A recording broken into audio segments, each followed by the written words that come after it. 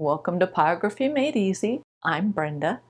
In this tutorial episode, I am going to explain how to create the thick fur on a wolf. I'm going to break this tutorial up into two parts. The first part is going to cover the more layered fur that starts from the face and works its way down towards the neck. And the second part will cover that thick, fluffy fur that's on the base of the neck or the throat. Well, let's get started. Layered fur photo analysis. Here is the reference photo. Next to the jaw, some gently curving fur is found. The fur is much longer than that found on the face. Examine the fur closely and you can see that there are layers of fur. Each layer gets a little longer in length, and the outer layer has dark hairs with black tips. Layered fur. Use the shader of your choice and burn along the trace lines. Start your burn stroke at the bottom of the line and pull it up towards the eyes. Make sure to follow the curve of the line. We are burning the lower edges of the different fur layers. The purpose right now is to define the layers so that the pencil marks can be erased. Once the trace lines are burned in, rub over the area with a pencil eraser to remove any residual graphite. I didn't record that step. Use the flat of the shader and burn thick tan-colored burn strokes that curve gently downward. Start the stroke just under the jaw. Stop the stroke about a half an inch or so from the jaw. With the rest of the fur layers, start the burn stroke at the bottom of the fur layer. Then pull the pen tip upward in a gentle curve. Let the color fade considerably before you reach the fur layer above the one you are working on. Keep the heat set on your burner to get a medium tan burn result. One of the key aspects of creating realistic art is having tonal variety and depth. To accomplish this involves a lot of reburning. A lower heat setting will allow us to apply many layers of color without turning the fur black. Some of the fur layers are really dark along their lower edges.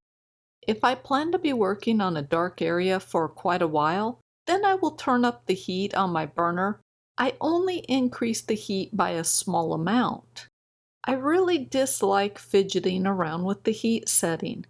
I much prefer to set it once, leave it alone, and basically forget about it. The majority of the time, I use reburning and hand speed to alter the color. If you slow down your hand speed enough, you can get a very dark burn result with even a really low heat setting on your burner. Yes, reburning and altering your hand speed takes more time, but I think that I get better burn results using this method. Plus, it provides the most control over the burn results. There is a little trick I use to get really dark results for a small area. What I do is to lift the pen tip up from the wood and let the heat build up on the pen tip for a few seconds. When the pen tip makes contact with the wood, that first burn mark is going to be very dark. Something else I want to talk about are the burn strokes that I use and the angle I'm holding the pen tip. First, let's talk about the burn strokes. The majority of the burn strokes I used on the fur are pull-away strokes. Pull-away strokes start darker than they end. The stroke is always started on the darkest area and pulled towards the lighter area. I used a lot of pull-away strokes along the bottom of the fur layers. The other burn stroke I use is uniform strokes. I don't use it as often as the pull-away, but the uniform strokes just means that the burn stroke has constant color throughout the burn stroke. I use this in areas to give the fur a base color. Now let's talk about the pen tip angle. A lot of the burn strokes are done using the flat of the shader. This means I'm not holding the pen tip at an angle. Instead, I'm trying to keep as much of the pen tip in contact with the wood.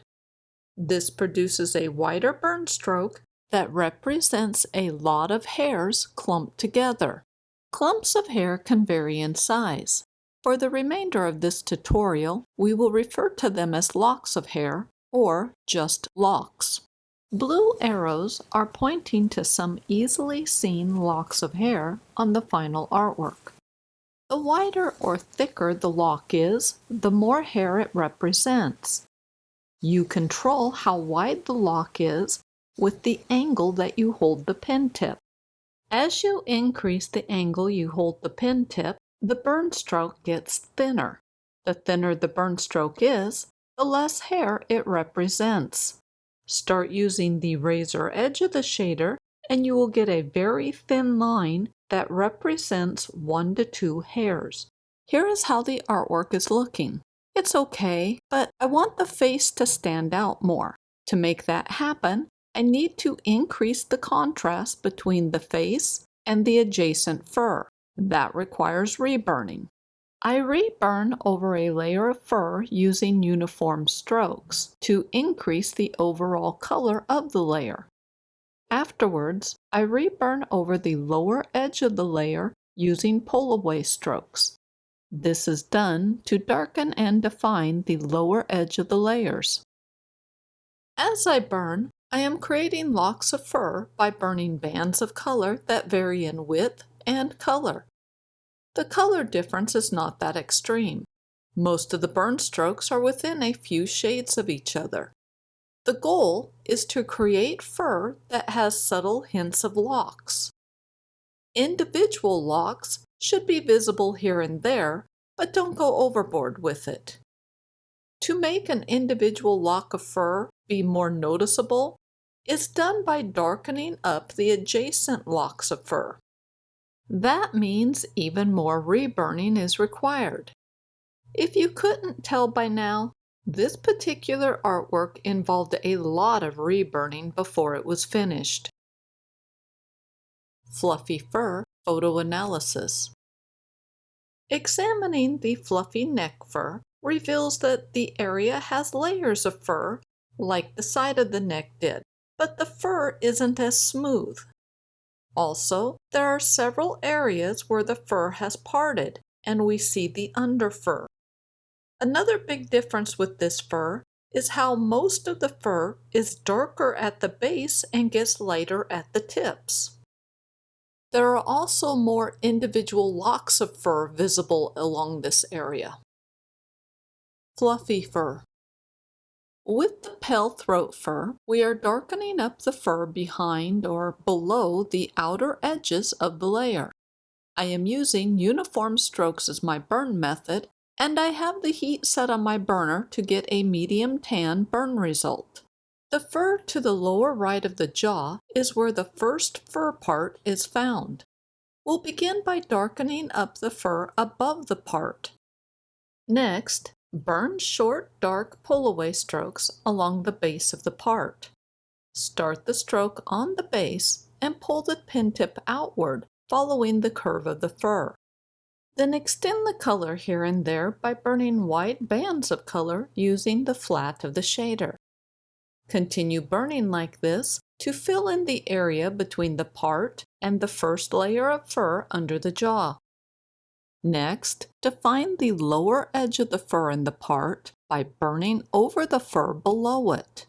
To do this, use a pull-away stroke that starts below the edge of the fur and pull it upwards towards the part. Vary where you start the burn strokes because the fur is not uniform in length. The last thing to do is add some burn strokes over the middle of the area to create the impression of locks on the part. This covers the basic process of how the fur on the neck is handled.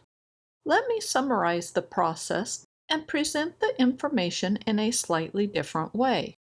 Begin by burning short pull-away strokes along the inner edge of a part. Pull the pen tip out in the direction that the fur curves. Next, burn pull-away strokes just below the bottom edge of a fur layer. Start the stroke below the bottom edge and pull the pen tip up into the fur layer. Vary where you start the burn strokes. The pull-away strokes are creating dark fur or shadows that define the boundaries of a fur layer. Lastly, create locks of fur by using the flat of the shader to burn bands of color that vary in width, length, and color. The process of creating long fur takes more time than short fur does, so be patient with yourself. Coming up soon, you are going to see some different pen tips being used. Be aware that any shader will work. I used a larger shader to work on medium-length hair that was found on the wolf's leg. I was too lazy to switch the shader back to the smaller one. Now I will admit, sometimes I like to test out different shaders just to see if I like the burn results better. Yes, I test this out on the board. It's a bad habit and I don't recommend doing it because the potential for problems increases a lot. I also recommend not getting fixated on replicating the reference photo exactly. Use the reference photo as a guideline to help you with the color and general shape of the fur. That's what I did. I sure as heck did not try to replicate each and every lock of fur on the photo. Another thing I recommend is burning the throat fur to an overall darker color than what the reference photo shows. A darker color on the throat will help the face stand out more. Plus, it will help create a more 3D appearance. I've been working on darkening up the overall color of the throat fur. An important aspect to that is to darken up the base of each lock of fur. This will serve three purposes. First, it will help the tips from the above layer stand out. Second, it will push the base of the locks into the background, giving the fur a more 3D appearance. And third, the dark color provides tonal variety and visual interest to the area. Another thing I've been working on is creating wispy hairs along the outer left edge of the throat. The wispy hairs are created by using the razor edge of the shader to burn lots of thin lines along the edge. Sometimes I burn individual lines, and other times I use a zigzag burn stroke. Well, that's it for this tutorial. I hope you found the information informative. At some point, I will do a tutorial that covers all the rest of the wolf. I just haven't had time lately. And most of the face has been done with zigzags, which is the same technique I've used on any of the cat videos that I have. And I think with explaining the neck fur, you could probably figure out the rest. The only other thing that I will mention is that the pattern and the reference photo for the wolf are available on my Etsy page, and I will put a link to that in the description below. Well, thank you so much for watching, and I will see you next week.